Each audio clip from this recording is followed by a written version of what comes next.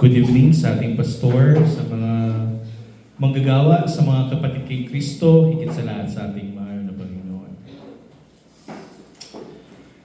Masakit yung ulo, masakit yung aking ulo. No? Pero kahit masakit yung ulo, tuloy-tuloy pa rin dahil ito ay pagsamba sa Diyos at nararapat lamang na ibigay natin yung para sa Diyos, hindi po ba? Sabi nga ng kasabihan, natuto tayong kumanta nung bata tayo kasi tinuruan tayo ng napakasimpleng kanta. Alam mo yung kantang paa, tuhod, balikat, ulo? Diba? Nagagawa natin lahat ng yung mga bata. Nung bata tayo, paa, tuhod, balikat, ulo. Inaabot lang natin sa ating mga kamay. Ngayon kapag inaabot daw natin, may kasama na daw siyang efficacy oil. Kasi sakit na. Masakit na yung paa, masakit na yung tuhod, masakit na yung balikat, masakit na yung ulo. So ganyan po yung nangyayari sa akin, no? May kasama ng katingko kapag pinapahid na, tumatanda na yun, at signs of aging. Okay. Ngayong gabi kapatid, pag-aaralan natin kung paano natin papatayin ang kasalanan. Ano kasi yung nasa tao, kung bakit ang tao ay namamatay? Kasalanan. Ano ba yung nangyari sa Garden of Eden na kung saan nandun si Adan at si Eva na ginawa nila na sila ay naging pasaway sa Diyos sa isang utos na hindi nila sinunod? Ito ay ang pagkain ng bunga ng galing sa puno ng knowledge and wisdom, no? At anong nangyari? No? Sila ay nagkasala sa Diyos. Doon nagsimula ang kasalanan, kapatid. Technically, bibigyan ko kayo ng konting definition ng kasalanan. Ang kasalanan ay kapag hindi mo nasunod ang utos ng Diyos. Kapag hindi natin nasusunod yung mga utos ng Diyos, hindi siya naluluwalhati sa ating buhay. Kapag hindi naluluwalhati ang Diyos sa ating buhay, ang tawag dyan ay kasalanan. Kaya nga sabi ni Pablo, no, na ang kasalanan is falling short of the glory of God. Ibig sabihin nun, kapatid, nagkukulang tayo na luwalhatiin natin ang Diyos sa buhay natin. Bakit? Kasi ang kasalanan ay marumi sa harapan ng isang banal na Diyos. Ngayon, ang tanong, Brother Yon, kami na na-convert na born again na, nakilala na namin ang aming mahal na Panginoong Hesukristo, nagkaroon ng transformation sa aming buhay, no? Hindi na kami nakikipag-conform sa world, kundi naging transform na. Anyway, alam niyo, in Romans chapter 12, sabi ni Pablo doon, no, I beseech you, brethren, that you should not be conformed to the image of this world, but to be transformed by the renewing of the mind. Ibig sabihin, kapatid, sabing conform, ano yung root word ng conform at saka transform? Yung word na form. No? Pag sinabing conform, ibig sabihin you are with the form of the world. Pero pag sinabing transform, you are beyond the form of the world. Kaya sabi ni Pablo, do not be conformed to the image of this world, but to be transformed, mas higit pa sa mundong ito, sa pamamagitan ng ano? Sa pamamagitan ng pagbabago ng pag-iisip, which is the renewing of the mind. Ang renewing of the mind, kapatid, in the Greek word is called metanoia. And metanoia, kapatid, is the root word of the word repentance. O sa Tagalog, yung tinatawag nating pagsisisi. No? Ang pagsisisi, kapatid, ay ganito. Kapag ikaw ay nagkasala, dahil alam mong kasalanan yung nagawa mo at hindi maganda, hindi siya kalugod-lugod sa harapan ng isang banal na Diyos, hindi naluwalhati ang Diyos doon sa nagawa mong kasalanan, ano yung gagawin mo? Ikaw ay magsisisi sa nagawa mong kasalanan. Kapag ikaw ay nagsisi sa nagawa mong kasalanan, ibig sabihin na ang root word ng pagsisisi or repentance is metanoia, babaguhin mo ang iyong pag-iisip. Ibig sabihin, magbabago ka na. hindi mo na uulitin pa yung kasalanan na iyon. Ganyan ang ibig sabihin ng pagsisisi or repentance. Pero ang tanong, brother yon, bakit nagagawa ko ulit yung kasalanan kahit nagsisi ako? Ibig bang sabihin nun, kapag nagawa ko ulit yung kasalanan na pinagsisiyan ko, wala na ba akong kaligtasan? Nawala na ba yung kaligtasan sa akin? Hindi na ba ako ligtas? Ang sagot ganito, ang mga totoong na kay Kristo Jesus, hindi sila mawawalan ng kaligtasan. Ngunit, kung nagawa mo man yung kasalanan na iyon, at paulit-ulit mong ginagawa yung kasalanan na iyon, na walang totoong pagsisisi, kasi yung totoong pagsisisi, kapatid, yung nag-iba ka na ng pag-iisip, ayaw mo nang gawin yung kasalanan na iyon. Pero kung paulit-ulit mong ginagawa yung kasalanan na iyon, ibig sabihin walang totoong pagsisisi or true repentance sa buhay mo. Pero, kapag pinagsisihan mo yung kasalanan na iyon, mayroon nangyari pagbabago, hindi mo na inuulit. That is true repentance. Ngayon ang tanong, kapag naulit mo, di ba? After a few years, let's say, pinagsisihan mo yung kasalanan ng pakikiapid, no? Or pagnanakaw, let's say, pagnanakaw na lang. Kumukupit ka sa iyong asawa. Diba? Yan, pagnanakaw yan. Pinagsisihan mo sa Diyos, nalaman mo na kasalanan pala yung nangungupit ako sa asawa ko, so pinagsisihan mo na ito. After 2 years, ginawa mo na naman ulit. Nagawa mo ulit yung kasalanan mo na yon na pinagsisihan mo na. Ibig bang sabihin nun, brother, yun, wala na akong kaligtasan? Well, sasabihin ko sa inyo ang totoo. Ang tao, sa kanyang natural na estado, ang kanyang laman ay makasalanan. Hanggat tayo ay nasa laman, tayo ay nasa giyera. Ano yung giyera? Ang pakikipaglaban ng ating espiritual na pangatawan sa ating laman o yung physical na pangatawan. Sa English, kapatid, the Bible pertains to it as what we call the flesh. May spirit at may flesh. At kapag sinabing flesh o yung laman, kapatid, ito yung karnal na pagnanasa ng isang tao hanggang tayo ay nasa laman dahil tayo ay ipinanganak galing kay Adan na isang makasalanan, patuloy pa rin tayong magkakasala. Ang tawag dyan, kapatid, sa doktrina yan, simul justus et peccator. That is simultaneously just and simultaneously a sinner. Ibig sabihin nun, tayo ay naging matuwid na sa harapan ng Diyos. Tayo ay naging matuwid. We are justified. Dinari tayong ganap sa pamamagitan ng pananampalataya natin sa ating mahal na Panginoong Jesucristo.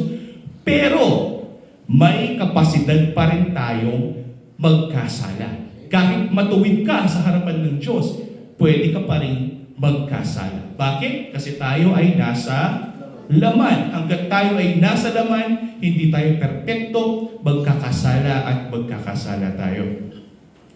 Yan ang sinasabi ni Pablo lagi. Na sinasabi ni Pablo, kailangan isipin mo lagi na ikaw ay nasa giyera. Kapag nandyan ang kaaway, kapag nandyan ang tukso, kapag nandyan yung laman, kapag nandyan yung mundong ito, labanan mo. Sa pamamagitan ng Espiritu, makakaya mo. Ito yung sinasabi lagi ni Pablo. There's the wrestling of the flesh and of the spirit. Sometimes mananalo ang laman, pero most of the time sa buhay ng Kristiyano, ang nananalo ay ang Espiritu.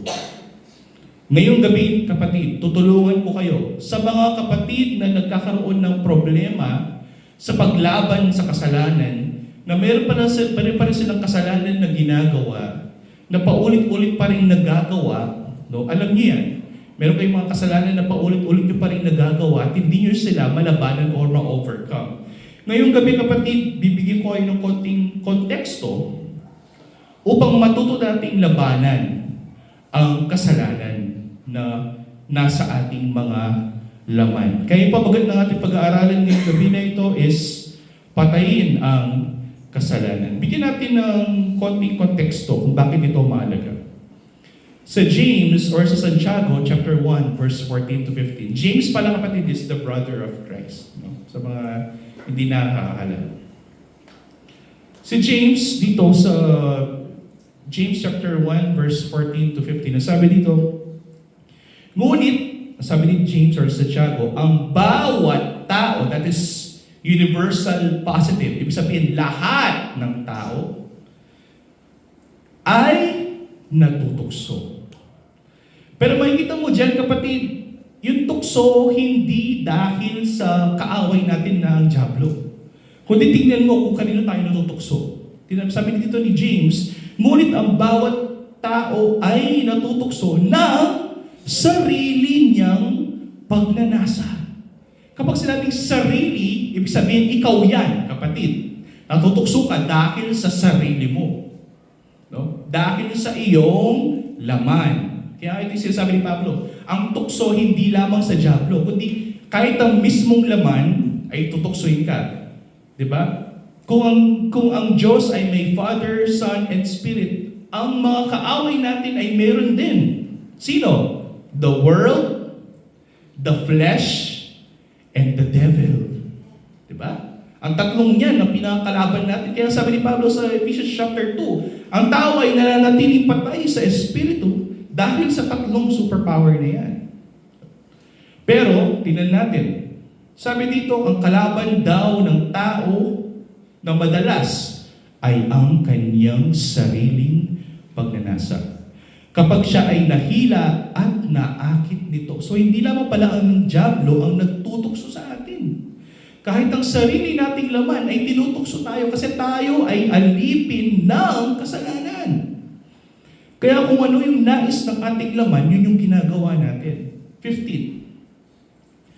At kapag ang pagnanasang iyon ay naipaglihi, ibig sabihin ito ay manganganak, ito ay nanganganak ng kasalanan.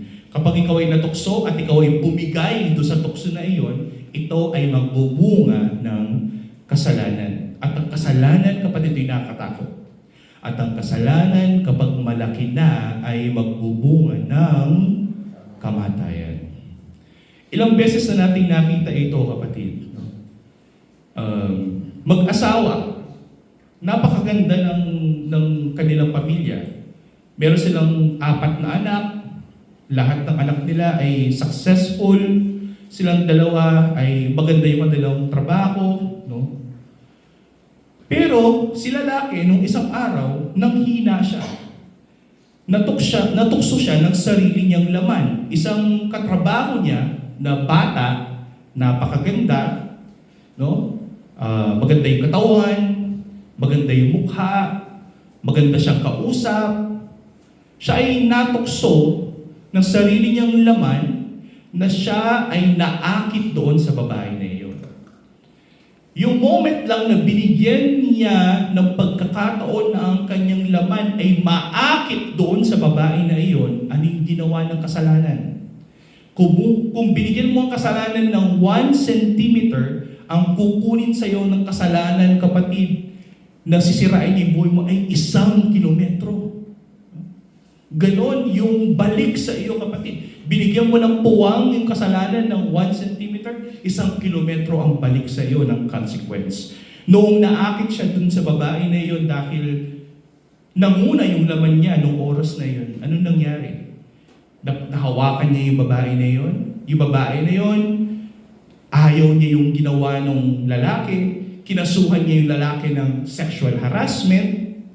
Tapos, at the same time, nalaman ito ng pamilya niya na siya ay nakasuhan ng sexual harassment nung babae na kasama niya sa trabaho, edi nasira yung buhay niya. Nasira yung pamilya niya, nasira pa siya sa trabaho dahil lamang sa kakaunting pag-aakit ng laman na iyon. Again, kapag binigyan natin ng puwang ng kasalanan kahit 1 centimeter lang, ang balik sa atin ng consequence ay 1 kilometro. Binibigyan ko lang yung konting konteksto. At yung kilometro na yun na kasalanan na kinain sa buhay mo, kapatid, kapag inulit mo pa ulit yung kasalanan na yun, palaki ng palaki ang kakainin niya sa buhay mo. To the point na masisira na yung pamilya mo, ihiwalayin ka ng asawa mo, kakalimutan ka ng mga anak mo, no? Kakalimutan ka ng lipunan na ito, at mawawalan ka ng silbi. Bakit? Kasi lahat ng mga nasa kasalanan ay mamamatay. Kaya nga sabi dito, nanganganak ang kasalanan at kapag pinabayaan, ito ay magbubunga ng kamatayan. Mahirap. Mahirap ang nagkakasala. Kasi hindi lamang siya nagkakasala sa Diyos, which is in of itself, mahirap na talaga. Magkasala ka sa Diyos, kapatid. Napakalaking bagay na yun. Pero kapag ikaw ay nagkasala, kahit yung mismong mga tao na nasa paligid mo ay pwede mong maapektuhan. No?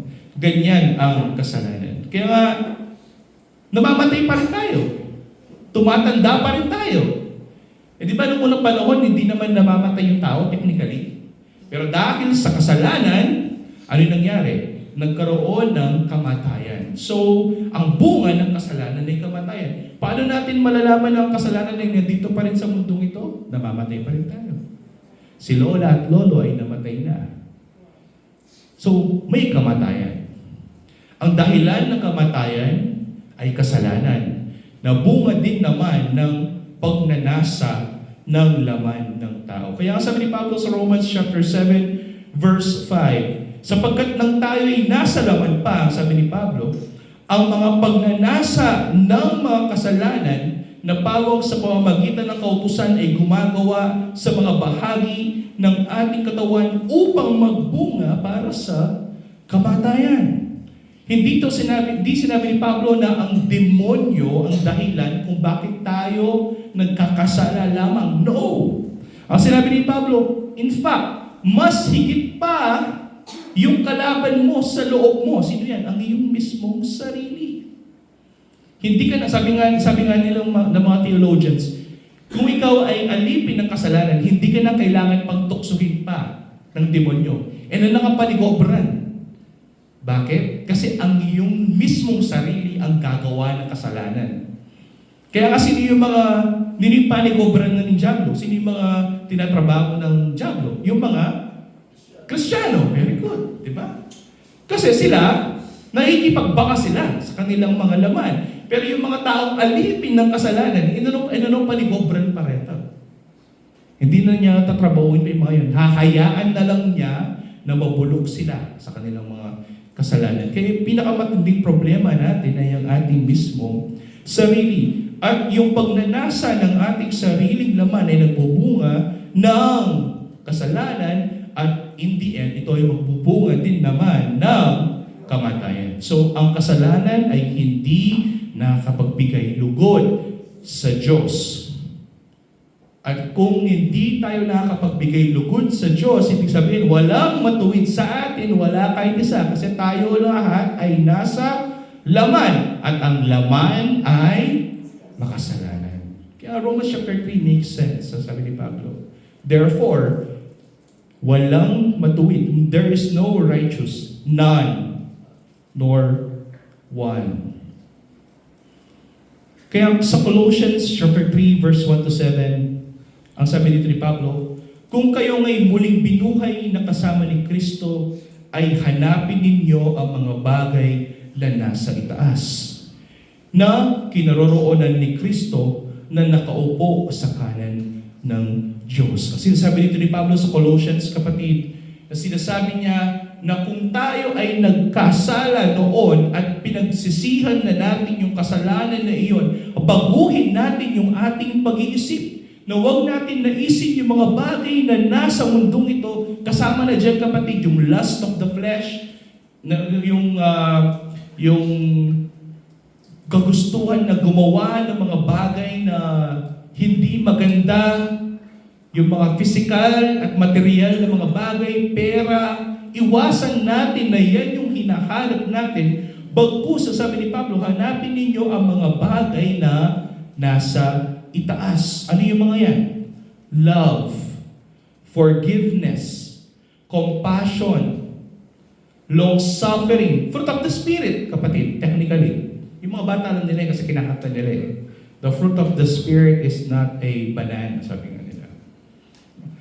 So yan dapat yung hinahanap natin sa ating buhay. Sapagkat yung mga bagay na yan ay kung saan ito ay binigay ng ating mahal na Panginoong Jesucristo sa atin ng libre sa pamamagitan ng kanyang banal na Espiritu. Ay hanapin ninyo, sabi dito, ay hanapin ninyo ang mga bagay na nasa itaas, na kinaroroonan ni Kristo na nakaupo sa kanan ng Diyos. Yung title na yan, kapatid, means the Son of Man. Number 2. Ituon ninyo ang inyong pag-iisip sa mga bagay na nasa itaas. Ulit ito ni Pablo.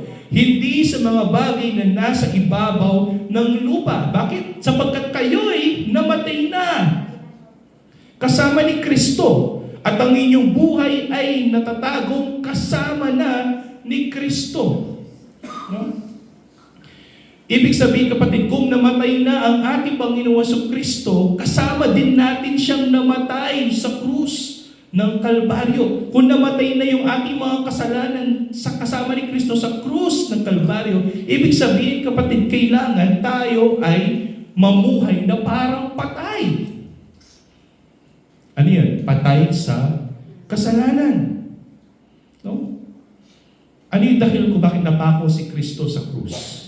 Upang bayaran ng ating kasalanan. Paano niya binayaran ng ating kasalanan? Ng kanyang mismong buhay. May nakita akong meme sa online, no, Facebook.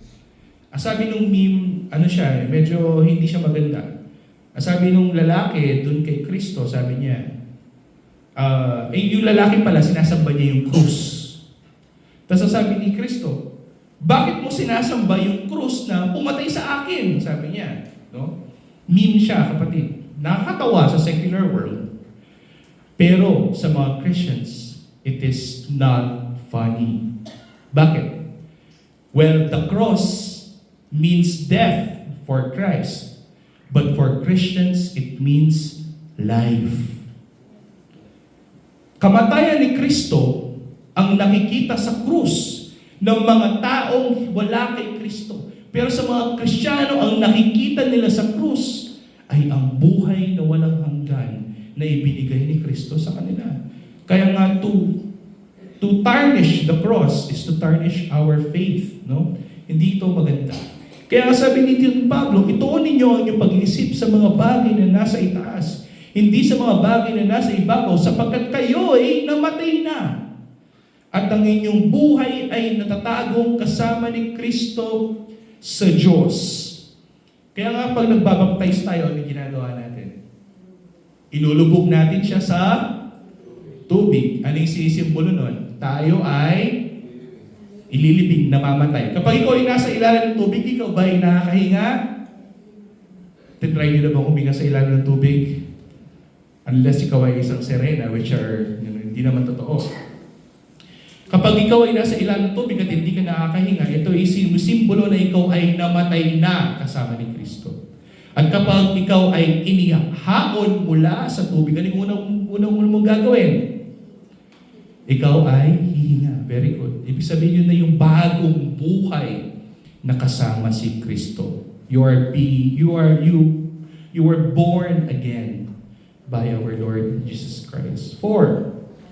Kapag si Kristo na inyong buhay ay nahayag, ay mahayag nga rin kayo na kasama niya sa kalwalhatian. Ibig sabihin, kapatid, kung tayo ay na kay Kristo, at si Kristo ay nasa atin, in English, kapatid, very particular to, those who are in Christ, and Christ is in us. Kung ano yung nangyari sa ating Panginoon, yun din yung mangyayari sa ating. Kung siya ay namatay, tayo din ay namatay. At kung siya ay binuhay, tayo rin ay bubuhayin muli. At ang buhay ng ating mahal na Panginoon Kristo ay kailangan mahayag din sa ating buhay upang kasama natin siya sa kanyang kalwalhatian. Ano ibig sabihin dito ni Pablo? Ibig sabihin dito ni Pablo, kung ikaw ay namumuhay na nasa kalooban ni Kristo, hindi mo napupuri ang iyong sarili, kundi napupuri at naluluwalhati mo si Kristo na siyang nasa inyong buhay. At kapag naluluwalhati mo si Kristo, at si Kristo ay Diyos, you are not falling short already of the glory of God, because you are glorifying God now, hindi ka na nagkakasala. That is the formula, kapatid. Again, sabi dito ni Pablo, kailangan nahayag ang kaluwalhatian ni Kristo sa buhay natin. Paano natin gagawin ito? Sa verse 5. Patayin ninyo ang anumang makalupa na nasa inyo. Sabi ni Pablo nung una, ituon mo ang inyong atensyon sa mga bagay na nasa langit. At ngayon sabi niya, paano namin gagawin yon? Patayin niyo muna ang inyong sarili. Patayin niyo muna ang inyong pagnanasa ng inyong mga laman sa mga makalupang mga bagay. Makamundong bagay, in other term. Kaya nga sabi ni Jesus sa kanyang mga disipulo, kung nais nyo na sundin ninyo ako, ano yung sinabi niya? Deny yourself. Ano ibig sabihin ng deny yourself? Ibig sabihin, patayin mo ang inyong sariling laman. Take up your cross. Ibig sabihin, hayaan mo na mamatay ka sa iyong laman and follow me. Ang sabi ni Kristo. Para bagang araw-araw pinapatay mo ang iyong laman. Araw-araw pinapako mo ang inyong laman sa krus. Bibigyan ko yun ng konting ilustrasyon. Naglalakad ka sa kanto. No? Tapos may nakita kang, let's say, cellphone na walang nagbabantay.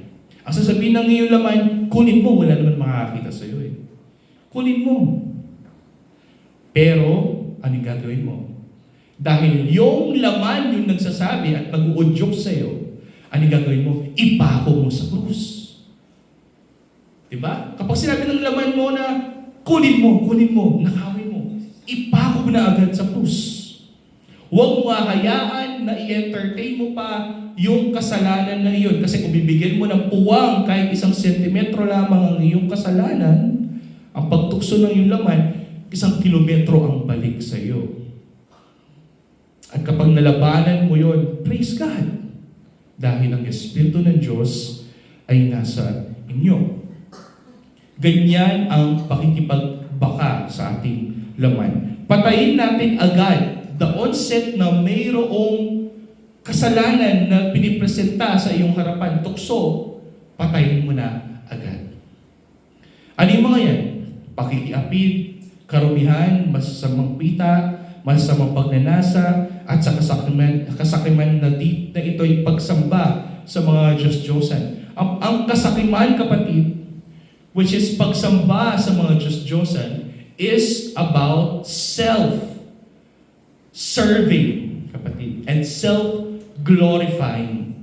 Kapag mas niluluwalhati mo ang iyong sarili at binibigyan mo ng atensyon ng iyong sarili, nagiging selfish ka, is also considered idolatry. Ito yung nakakatakot.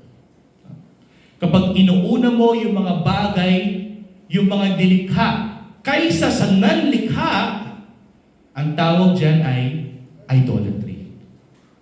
Kaya lang yung sinasabi, di ba, kung meron kayong priorities sa buhay, dapat lagi number 1 si God. Kasi kung meron kang inuna kay God, hindi na siya God. Kasi yung inuna mo sa Kanya is an idol, hindi siya totoong Diyos. No? Sasabihin ng iba, ang priority ko sa buhay, yung asawa ko, pamilya ko, ang Diyos, no? Pangatlo lamang ang Diyos. Bakit? Kasi ang Diyos ay dagdag lamang sa buhay niya. No? Karagdagan lamang siya. Hindi siya yung buhay mismo niya. Karagdagan lang siya sa buhay niya. So itong mga bagay nito, kapatid, ay mga pakamundong gawain na kailangan pinapatay natin agad-agad. Bakit? Kasi dahil sa mga bagay na ito ay dumarating ang puot ng Diyos sa mga anak ng pagsuway. Ilang beses na natin narinig ito, kapatid, that God is love. Diba? Tatanggapin ka ng Diyos kahit sino ka pa. Tatanggapin ka ng Diyos kahit ano ka pa. Mamahalin ka niya kahit ano ka pa. Kahit nagkakasala ka araw-araw, kahit paulit-ulit mong ginagawa yung kasalanan. Well, if God is love, then God is also justice. At gagawin gagawin ng Diyos kung ano yung nararapat sa mga makasalanan sa kanyang harapan. Ano yung matitikman nila? Hindi ang pag-ibig ng Diyos, kundi ang puot ng Diyos. Kapatid, kahit ang Diyos ay napupuot. No? Kaya nga sabi sa Hebrews, katakot-takot ang mahulog sa kamay ng isang makapangyarihang Diyos na napupuot sa mga makasalanan. Kung tayo ay patuloy na nagkakasala, ang makukuha natin ay ang puot ng Diyos. At ang mga ito rin ang nilakaran ninyo nung una, hindi ba? Tayong lahat ay mga makasalanan dati bago natin nakilala ang ating mahal na Panginoong Jesucristo nang kayo'y nabubuhay pa sa mga bagay na ito. Kahit ako, kapatid, aminado ako. Ako ay nabuhay sa laman, ako ay nabuhay sa kasalanan, ako ay nabuhay sa aking sariling laman. Ngunit anong sinabi ng Biblia? Patayin ang dating sarili na nasa kasalanan. Take up your cross. Araw-araw ipako ang ating sariling laman sa krus. Bakit? Alalahanin natin, kapatid. Sino ba ang napako sa krus para sa ating mga kasalanan? Sino? At bakit siya napako sa krus? Kasi binayaran niya ang ating mga... Tapos uulit-ulitin mo yung kasalanan na iyon na para bagang walang kwenta ang ginawa ng ating Panginoon sa krus ng Kalbaryo, na para bagang sinasabi mo sa Kanya, magkasala ako ngayon, ipako ka mamaya. Okay lang. No, kapatid, wag sanang ganun ng ating pag-iisip. Alalahanin natin, kapatid. Alalahanin na ikaw ay buhay kay Kristo Jesus. Kung tayo ay namatay dahil sa ating mga kasalanan, tayo ay binuhay niyang muli para kay Kristo Jesus. So, ang tanong, brother, yon, paano ba mapapatay ang kasalanan? Tingnan natin kung ano ang sinabi ng ating mahal na Panginoong Jesucristo nung siya ay tinanong din sa bagay na ito. Sa Matthew chapter 5, verse 28-30, sabi dito natin, mahal na Panginoong Jesucristo, kung ang kanan mong mata ay ang sanhi ng iyong pagkakasala, dukutin mo ito at itapon. Napaka-morbid, di ba? Kung ito ang dahilan kung bakit ikaw ay nagkakasala, dukutin mo, alisin mo. Gagawin mo ba yun ng literal, kapatid?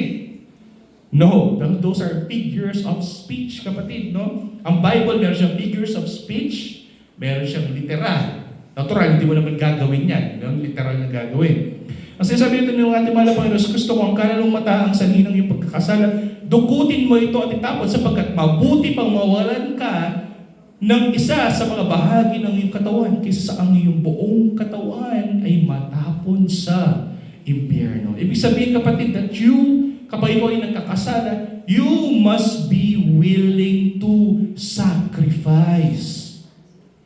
Kahit isang parte ng inyong katawan pa, kaya mong isakripisyo upang labanan mo lang ang kasalanan. Bakit? Kasi kapag ikaw ay nagkasala, hindi lamang mawawala ng isang parte ng iyong katawan, kundi ang inyong katawan, ang inyong buong katawan ay mapupunta sa impyerno. Ganyan katindi, kapatid, ang kasalanan.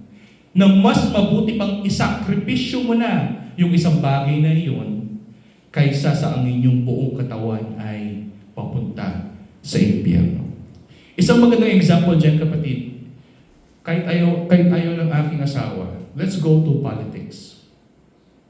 Kung ikaw ay isang, let's say, counselor ng isang barangay na lang, kapatid. At ang sabi ng kapitan sa'yo, kapag inaprubahan mo itong budget na ito, bibigyan kita ng 100,000. Diba? Napakaganda. Ikaw ay makakatanggap ng 100,000. Ito ay blessing para sa iyo. Mabibili mo na yung gusto mong motorsiklo, pakain mo pa sa labas ang inyong pamilya ng masarap na pagkain. Doon sa halaga na iyon. Blessing yun, maganda yun. 100,000. Pero ang tanong, kapag tinanggap mo ba yun, makakabuti ba iyon sa iyo? O hindi?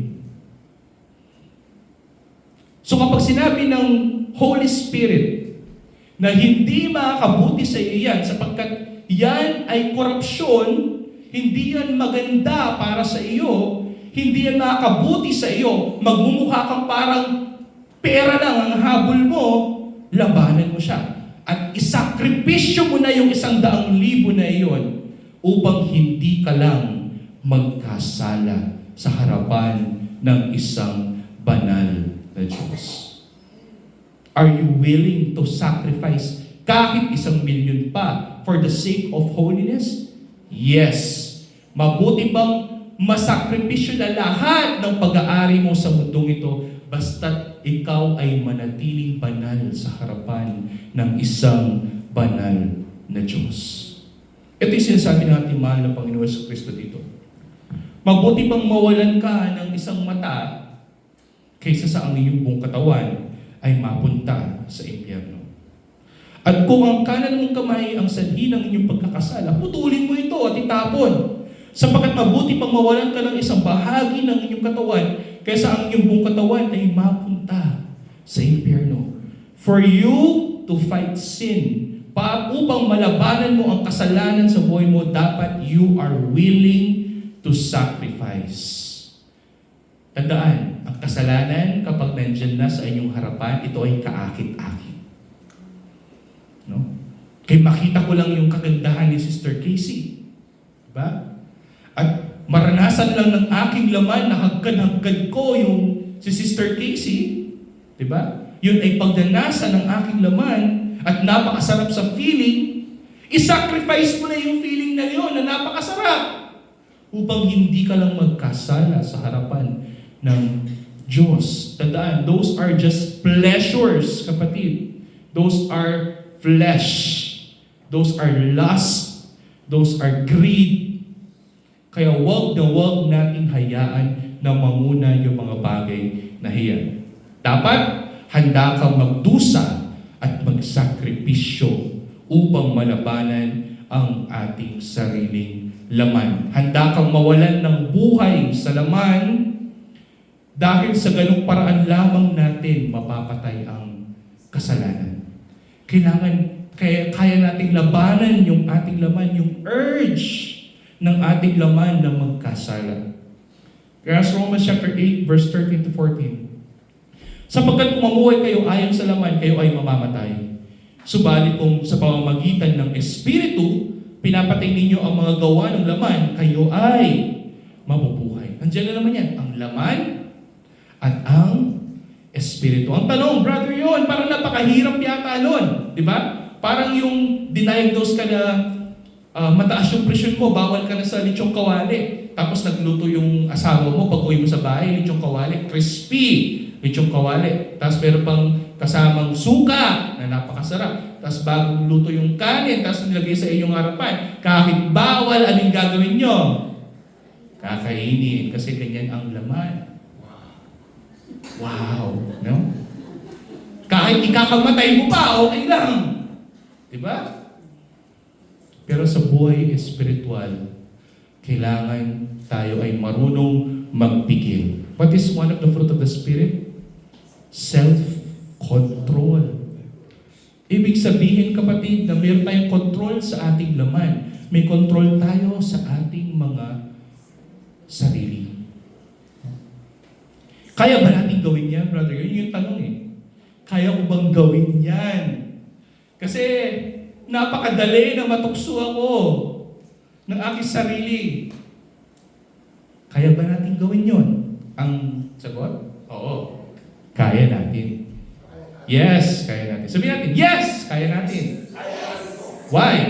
Sapagkat kasama natin ang Espiritu Santo. Basahin natin sa Romans chapter 13.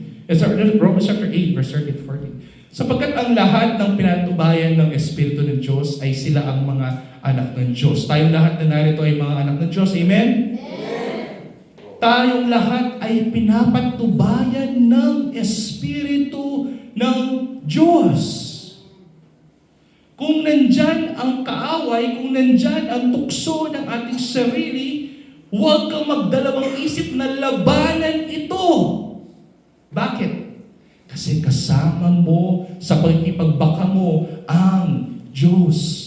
Remember, sabi ni Pablo sa Galatians, meron tayong armor.